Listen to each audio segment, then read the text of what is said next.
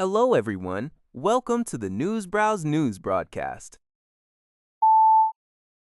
According to GG Press, the Russian government announced on July 3rd that its forces have completely captured Kostiantynivka, a key stronghold in the Donetsk region of eastern Ukraine. Presidential spokesperson Dmitry Peskov stated that the capture represents a major development, as Kostiantynivka lies at the southern end of a fortified belt in the northern part of the region. If confirmed, this loss would deal a significant blow to Ukrainian defense forces.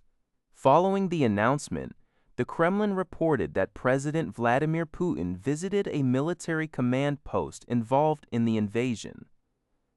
During the visit, Putin received a formal briefing on the capture of Kostiantynivka from Chief of the General Staff Valery Gerasimov. Commenting on the military achievement, Putin emphasized that securing the area serves as a critical key toward the complete liberation of the Donetsk region. According to a report by Lionel Zobao, a severe and dangerous heat wave has swept across large swathes of the Midwestern and Eastern United States, significantly disrupting plans to celebrate the nation's 250th Independence Day on July 4. Dozens of parades, concerts, and fireworks displays have been canceled or postponed in the capital, Washington, D.C., and other major cities. The extreme weather forced the temporary closure of the Great American State Expo on the National Mall in Washington, D.C. on Friday afternoon as temperatures soared to 38 degrees Celsius. The 16-day expo, which opened last week, was planned as a centerpiece of the 250th anniversary celebrations championed by Donald Trump. Organizers announced plans to reopen after installing additional cooling tents and misting stations. The National Weather Service reported that more than 185 million people, over half of the U.S. population, were under heat advisories on Friday, with heat indices reaching as high as 46 degrees Celsius in some areas. Forecasters and government officials have warned of potentially lethal conditions, urging citizens to stay hydrated and seek shade during the holiday weekend. According to a report by TaiSounds, Taiwan will establish a new representative office, the Taipei Economic and Cultural Office in Phoenix, in Arizona, USA. The U.S. State Department welcomed this development, highlighting Taiwan as one of America's most crucial trade and investment partners.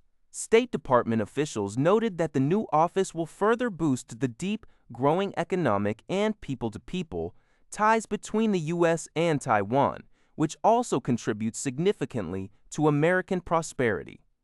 Taiwan's Ministry of Foreign Affairs explained that the decision to open the office was made in response to the expanding layout of U.S.-Taiwan high-tech cooperation, particularly with TSMC's massive chip manufacturing investment in Arizona, which has established Phoenix as a strategic technology cluster. The office will help coordinate investments and meet the needs of Taiwanese businesses and expatriates in the region.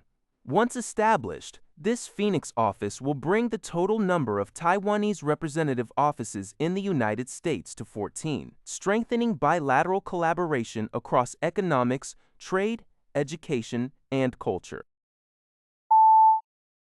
According to a report by the Epoch Times, international gold prices experienced a sharp decline in the second quarter of 2026, marking the largest quarterly drop in 13 years.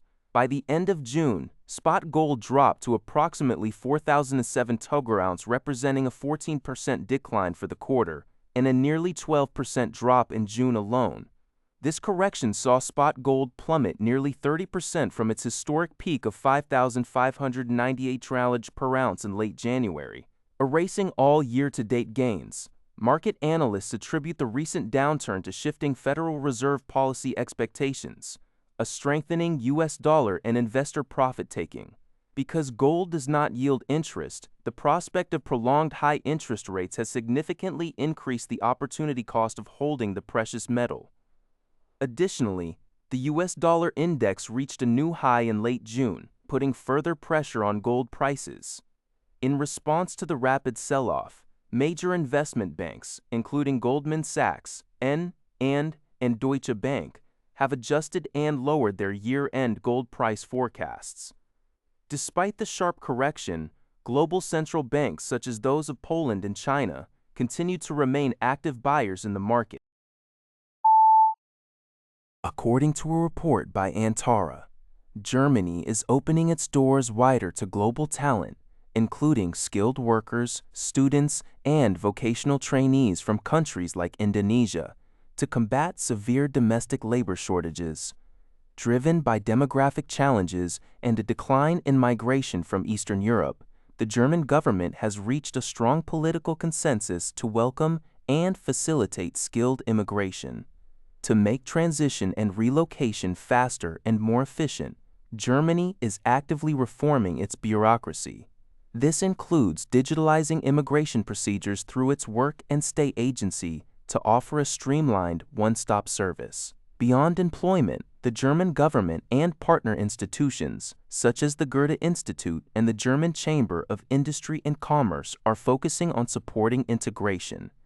This includes helping newcomers find housing, secure schooling for children, and connect with local social life.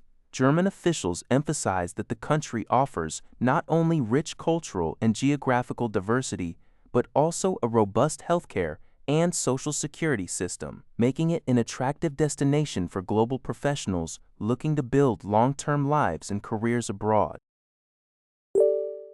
That's all for this video. Thank you for watching. See you in the next video.